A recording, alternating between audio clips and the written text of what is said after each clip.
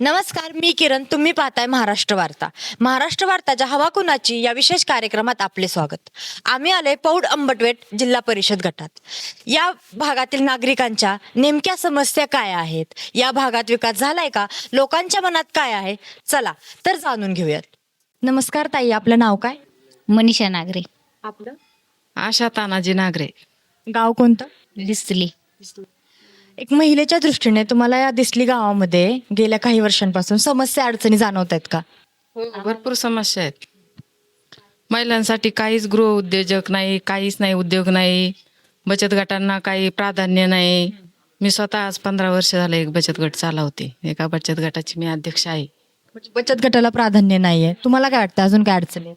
आहेत, आम्हाला गावाला गटर नव्हतं, ते आता झाले, पण इथं एसट्या वगैरे काही थांबत नाहीत. लांबच्या जाणाऱ्या गाड्या त्या थांबल्या पाहिजेत. म्हणजे वाहतुकीचा प्रश्न येतोय. वाहतुकीचा म्हणजे तसं नाही, बस आहेत, पण ह्या लांबच्या ज्या जाणाऱ्या गाड्या असतात त्या गाड्या इथं स्टॉप घेत नाहीत. म्हणजे वेळेच्या वेळेला बसेस ही नाहीये की बसचा प्रॉब्लेम नाही, पण थांबत नाहीत. लांबच्या महामंडळाच्या गाड्या त्या थांबत नाहीत, लांब जाणाऱ्या असतात त्या. नमस्कार बाबा, आपलं नाव काय? गोपीनाथ किचन हिलम, गाव कोणता? दिसली गाव. दिसली गावामध्ये एक सामान्य नागरिक म्हणून काय अडचणी तिथे तुम्हाला? हे तर काही नाही सर. ते रस्ता पाहिजे ना, मला पाणी पाहिजे.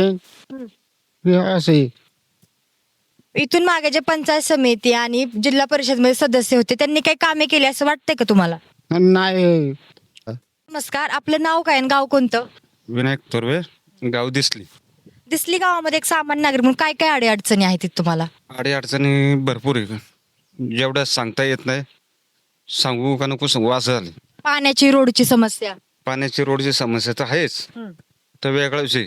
आणि थोडेसे काही प्रॉब्लेम आहेत की इकडं सातत्याने थोडी गुन्हेगारी वाढली, पुढं बलात्कार होतोय. ह्या कुठंतरी गोष्टीवर नियंत्रण राहिलं पाहिजे. इथून तुम्ही सांगताय अजून पण तुमचं सरकार काय करतं, मला हा, हा प्रश्न मी विचारतो तुम्हाला. तुमचं म्हणणं बरोबर आहे की इथून मागे अजून प्रश्न आहेत, तुम्ही असं म्हणताय. तर इथून मागे जे पंचायत समिती, जिल्हा परिषद मध्ये सदस्य होते, त्यांनी काही कामे केली नाहीत का, असं वाटत नाही का तुम्हाला? करतात, पण तात्पुरतं करतात, तेवढ्या पुरतं. आम्हाला कोण गरीबाला विचारतंय? बेळ द्यायची, मतदान घ्यायचं. मी डायरेक्ट बोलतो. नमस्कार आजी, आपलं नाव काय आणि गाव कोणतं? जामगाव. तुम्ही जामगावच्या रहिवासी आहात. एकूणच जामगावमध्ये तुम्हाला काय काय समस्या अडवत? आम्हाला समस्या अडवतं. लाईट बिल वाढलाय, पानपट्ट्या वाढल्यात, अजून गॅसच्या टाक्या वाढल्यात. हा? आरोग्याच्या संदर्भात आरोग्य नाही, नाही म्हणलं तरी चालेल. म्हणजे इथं काय म्हणतात, दवाखान्याची व्यवस्था नाहीये. नाही नाही. हा? नाही चकी. म्हणजे काय प्रश्न सांगावं, जे आता आमच्या जीवनातलं आहे ते सांगितलं. त्याला रोडचं त्या बाकीचं काय करायचं सांगून. म्हणजे घरगुती जे आपले सामान्य माणसाचे जे प्रश्न असतात तेच आहेत तुमचे. औषधोपचार नाहीये, वाहतुकीचा प्रश्न आहे, महिलांना गिरणीचा प्रश्न आहे खूप मोठा, दूर जावं लागतंय पौडमध्ये. त्याच्यासाठी वाहतुकीचा पण तुमच्या इथं काही नाहीये की बाबा वाहतूक आम्ही ते बस घेऊन वाहतूक टायमिंग वरती नाहीये तुमच्या इथं. कोणी आजारी पडलं तर काय म्हणतात, हॉस्पिटलची इथे सोय नाहीये, बरोबर? बरोबर बरोबर. मग एकूण त्याच्यावरती जे मागील पंचायत समिती, जिल्हा परिषद मध्ये सदस्य होते, त्यांनी काही कामे केली नाहीत का, असं वाटतं का तुम्हाला? नाही नाही, कामं जर केली असती तर आम्हाला कायला पौडपर्यंत जायला लागलं असतं. इथून माग सुद्धा समजा होतेच ना, कुणी कार्यकर्ते असो, मला एवढं नाव नाही सांगता येत. बरं, मग तो जर प्रश्न सुटला असता किंवा अंमलात आणला असता तर आम्हाला कायला पौडपर्यंत जायला लागलं असतं. आता आम्हाला हॉस्पिटल झालं तरी पौडचे. हा, तिथं 50 रुपये जवळ असलं तर जाऊ शकते, नसलं 50 रुपये तर काय जाऊ शकते, म्हणजे राहणार ना. बरोबर आहे. म्हणजे मागील जे होते पंचायत समिती, जिल्हा परिषद सदस्य, त्यांनी या कामावरती म्हणजे काही लक्ष दिलेलं नाही. नमस्कार बाबा, आपलं नमस्कार. नाव काय? रामभाऊ खंडीबा ठोंबरे, गाव कोणतं? जामगाव. किती वर्ष झालं राहत आहे जामगाव मध्ये? आता जवळजवळ 81 वर्ष चालू आहे माझं. एक समस्या अडचणी काय आहेत? अडचणी काय, कुठं थांबत असतात का? एक नाही, पाणी गेलं की रस्ता राहिला, रस्ता आला की आरोग्य, अशा बऱ्याच समस्या असतात. पण पाणी मिळत नाही, अर्धा तास येतं लगेच जातं. बरं, आरोग्याचे प्रश्न आहे. इथून निघाले की एखादा आजार जर पडलं त्याला पौड न्यावं लागतं किंवा मुळशीर न्यावं लागतं. अशा समस्या आहेत. मग आधीचे जे पंचायत समितीमध्ये सदस्य होते, जिल्हा परिषद मध्ये होते, त्यांनी काही विकासाची कामे केली आहेत की नाही? केली थोडीफार. डाग कुठं खड्डा पडला की तिथं भरून टाक किंवा खडी टाक, ते करतात, बाकी काय तेव्हा. मग आता तुम्ही म्हणताय अजून समस्या आहेत. हा. मग आता पंचायत समिती जिल्हा परिषद येणाऱ्या निवडणूक आहेत, त्याच्यामुळे तुम्ही जुन्या चेहऱ्यांना संधी देणार का नवीन चेहऱ्यांना संधी देणार? आता ते जसं बुद्धी चालेल आपली, कारण नवी मुरलेली असतात, जुनी हे मुरलेली असतात. नवीन ह्यानं माहिती पडावं किंवा आपण हे कार्य समाजकार्य कसं करायचं हे आपण ठरवायचं, नवीन लोकांनी ठरवावं. आणि जुनी काय असतात ती मुरलेली असतात, त्यांना सगळं माहिती असतं, कुठं खायचं कुठं घालवायचं ते त्यांना माहिती असतं. ते नवीन लोकांना संधी द्यावं हे माझा मताचा मी म्हणजे नवीन लोकांना संधी द्यायची. संधी द्यावं. नवीन 10 जर समजा जुनी असली त्याच्यात 8 नवीन घ्यावं आणि 2 जुनी ठेवावं. नमस्कार बाबा, आपलं नाव काय आणि गाव कोणतं? माले मुक्काम पोस्ट माले तालुका मुळशी जिल्हा पुणे रामवाडी. रामवाड. दत्तात्रय महादेव दातीर. एवढ्या मालेगाव मध्ये तुम्ही एवढे वर्ष झाले राहते, इथे काय समस्या, एक सामान्य नागरिक म्हणून समस्या अडचणी काय आहेत तुमच्या? अडचणी अशाच रस्त्याच्या, म्हणजे एकाचं काम करतात एकाचं काम करीत नाहीत. हा आता आपण बघतोय आता आपल्या लवकरच पंचायत समिती आणि जिल्हा परिषद निवडणुका येणार आहेत, काय वाटतं तुम्हाला?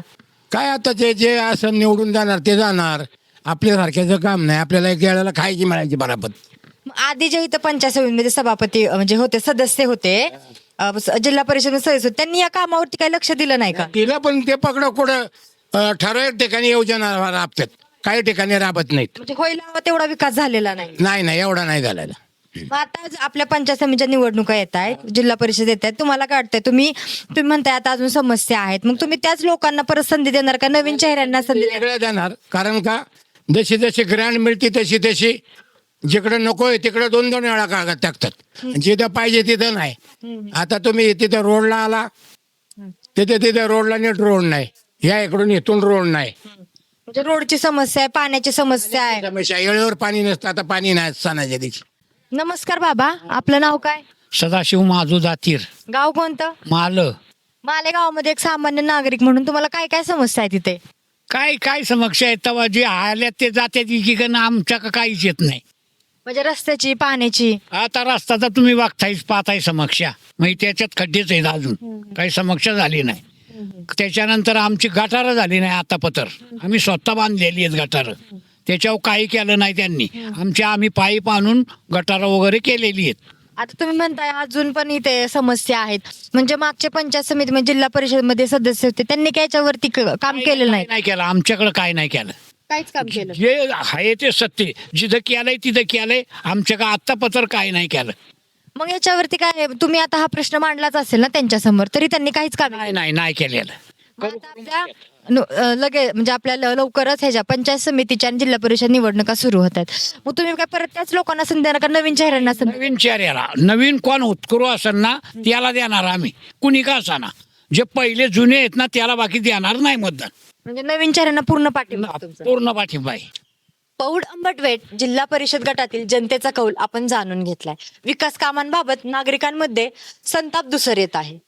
येणाऱ्या जिल्हा परिषद पंचायत समितीच्या निवडणुकांमध्ये जुन्या लोकांपेक्षा नवीन लोकांना संधी देऊ अशी भावना नागरिक व्यक्त करत आहेत. धन्यवाद.